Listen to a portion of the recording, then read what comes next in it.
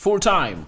Arsenal 2, Manchester United 0. Arsenal 2, Manchester United 0. A game that was played at the Emirates that ended in favor of Arsenal. And remember, this is a fourth time in a row at Emirates when United is really losing. You remember the season of 2021, 2022, Arsenal beating it by 3-1. 2022-2023, it ended 3-2 in favor of Arsenal. 2023-2024, it ended 3-1 in favor of Arsenal. And today, 2-0 in favor of Arsenal. The difference is that the previous 3 times that Arsenal has gone ahead to beat the club of Manchester United, Arsenal hasn't gone ahead to obviously keep a clean sheet. But today, they've gone ahead to obviously keep a clean sheet. And Mikel Arteta comes in through with a positive result as he really closes down on Liverpool, because Liverpool has gone ahead obviously has gone to draw by Newcastle 3-3 at the stadium of Newcastle, known as St. James's Park. Smash the like button, comment and share. If you're only watching us for the very first time, endeavor to subscribe to this channel so as not to miss out on stories that we do upload in here on a daily. Rokani David is always my name, and I'm here to obviously bring you the latest news and information as far as this beautiful game of football is really concerned. Now, remember, we are powered by Mono Gadgets. Mono Gadgets are dealers in brand new phones and brand new laptops. You know that very well. And even if you need a used phone and a used laptop from the United Kingdom, call them on +256 70 99 88. Guys, I don't want to obviously mess up this number. It's it's +256 70 99 88 665. That's the number that you are supposed to call if at all you need something that is really very important about your about what we're really talking about in here into the mix. So it is really very, very important to note that United came into this game of football when I think they're second fiddle. If you watched my match preview, I told you that I see this game ending 3-1, but it has gone ahead to end 2-0 in favor of Arsenal. And I saw very many United fans trying to say United is really going to win. And I was like, you've not gone ahead to be watching these games of football. You see a team playing against Ipswich, and Ipswich coming into obviously getting better moments. Bordeaux, Everton, you understand? But the only positive, I'll talk that when you're really onto the United matters here. Let me concentrate on Arsenal in here for you. For Arsenal, all they had to do was to continue winning. I told you there was no room for error, because if you look at what Arsenal had on paper today, I think they had to win, and they went ahead to win, and they knew to eat that something could happen at the St. James's Park, and it obviously happened. And you know, the game of Liverpool started a little bit earlier than the game of Manchester United and Arsenal, and so Arsenal really had the news into their ears that the team is really losing and is really losing points. And obviously, in the 54th minute, Julian Timber threw a set piece, came up and obviously scored. William Saliba later, 19 minutes later, he made it 2-0 into a set piece. And I tell you what, you might not like Arsenal, but these set pieces are part of the game. And this is where people get it wrong. I tell you, this is where people get it wrong. And in getting it wrong, it has always gone ahead to obviously see teams really lose on fine margins or small margins, because this is part of the game. A corner is part of the game. And I said this, that Arsenal is a threat in set pieces, and they've gone ahead to obviously score very many goals. You know, with their biggest set piece threat, Gabriel Magalhaes, out, I really found it very hard for the for the club of Manchester United, because they had no one to obviously come up and really do the needful. And what's the needful? To obviously know who is really going to be the targets man, and really made it hard for United to obviously mark out or really find out a particular player to obviously know that the game plan is really going to be going through him. You understand that very well. So that's why you saw to it that it was very hard to obviously figure out who is really going to be the targets man of that set piece that is being directed into the 18 yards box area. And they saw to it that Timber, the short guy, he went ahead and obviously won that first corner, headed back of the net. Second goal, they really go onto the back post. Most of the players really flock into the mid of the goal or the mouth of the goal. Partey heads that ball into the mouth of the goal where these players had gone ahead to flock. And guess what happened? Saliba finds himself really putting that ball into the back of the net.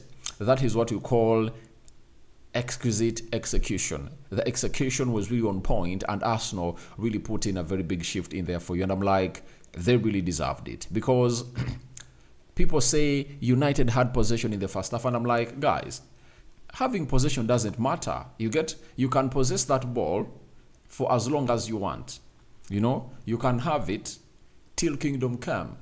If the possession doesn't result into any shot on target, into the first half when you had it, then that is a buried argument. You get? Because if it doesn't lead you into getting a goal, then it is as bad as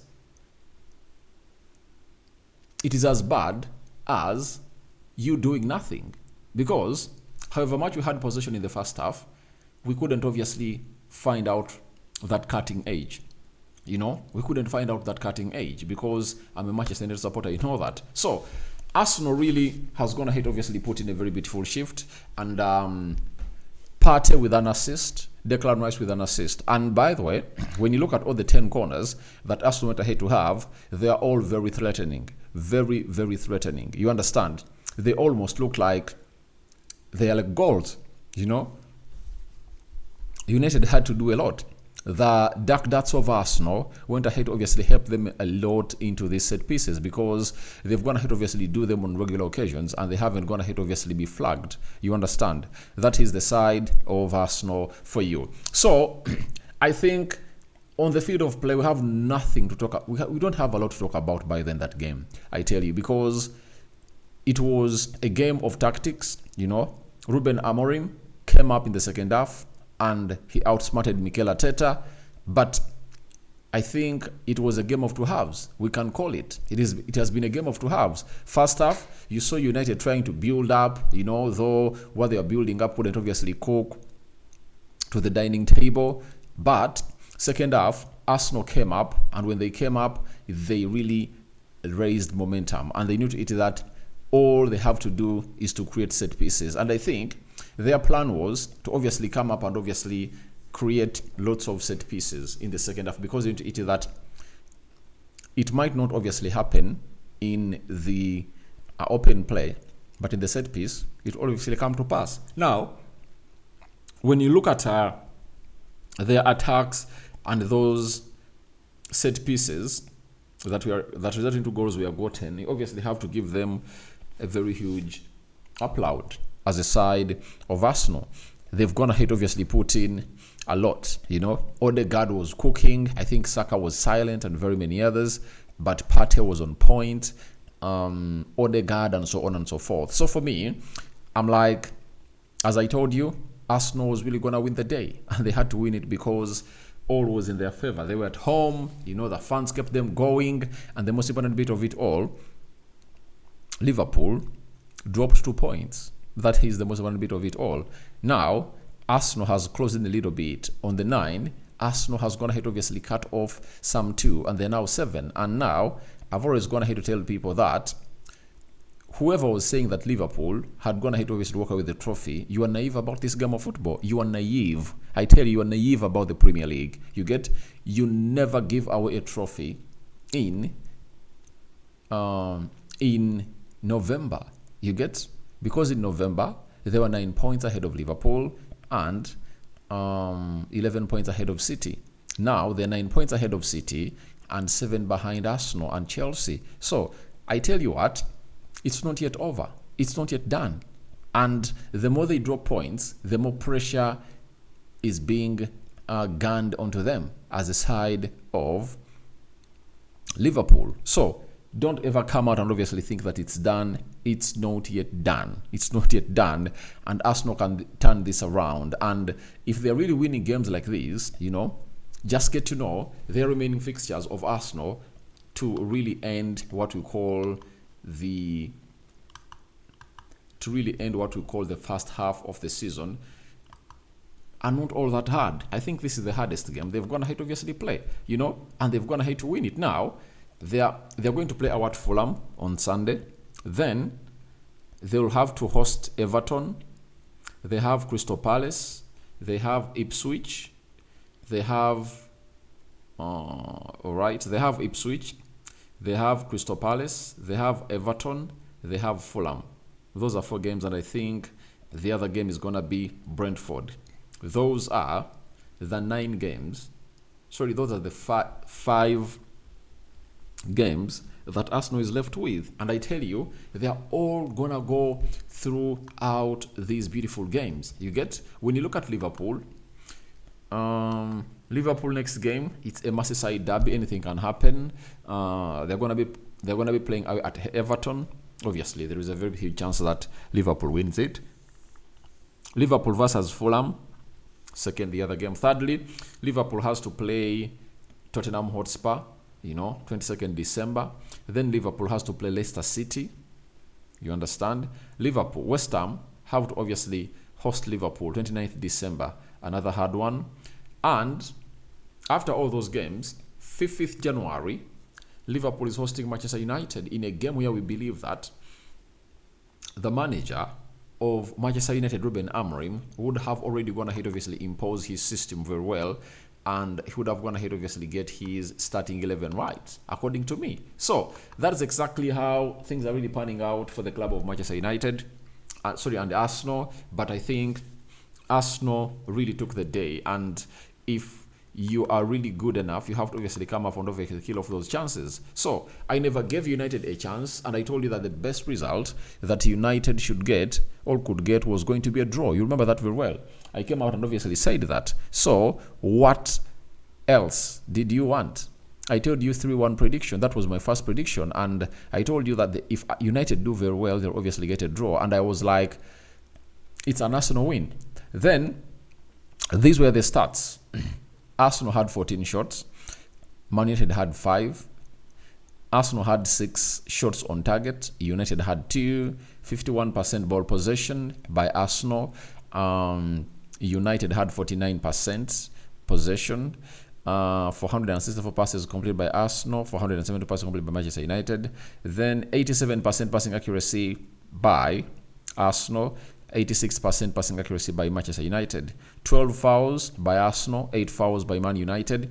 1 yellow card to Arsenal, 3 yellow cards to the side of Manchester United.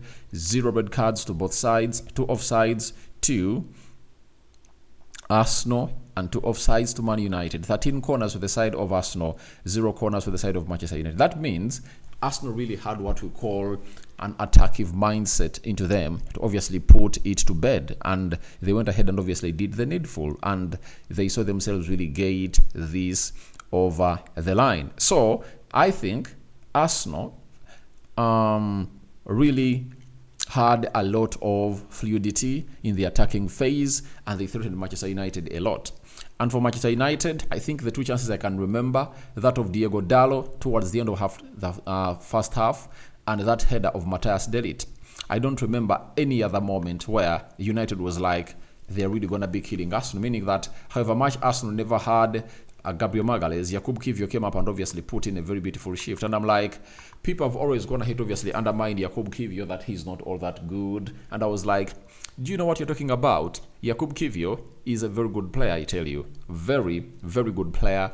And you've gone ahead to see today that he even went ahead obviously spare some time and really do that line splitting pass, that obviously for Leandro Trossard, and it resulted into a corner for the club of Arsenal, because there was a very huge block from Matthias de Ligt after Leandro Trossard went all tried to obviously go past Lenny Yoro to obviously create space and obviously shoot. So I think Arsenal is really having a balanced squad, and even when Gabriel Magalhaes is away, there is no reason that they can obviously be timid of any team. Now, let's go to what we call the Premier League table. Liverpool, 14 games played. They're having 35 points. Then Chelsea, 14 games played, they're having 28 points. Arsenal, 14 games played, they're having 28 points. Man City, 14 games played, they're having 26 points. Brighton, they're having 23 points. I think let's talk about those so far, because that's what this channel really deals in about. And if Spurs really win their game, they'll also go to 23 points. And there will be stand a chance to obviously come up and obviously become fifth. So Arsenal is really having a very good go. And I think the pressure is really going to be mounting onto the side of Liverpool, because teams are really going at them thick and fast. And I've gone ahead to obviously show you the games of football they're really going to be having. And I've told you it's not going to be an easy chase for the side of Liverpool. So that's what I had for you only here onto the Rokani Media Football, as Arsenal goes ahead to obviously do the needful. And Mikel Arteta has finally gone ahead to obviously complete his revenge, because the last time he really went ahead obviously play against Ruben Amorim at the Emirates. Ruben Amorim knocked him out of the UEFA Europa League. You remember that very well. And this time round, he has gone ahead obviously revenge, and the revenge is complete. Your reactions are welcome in the comment section below. I'm out.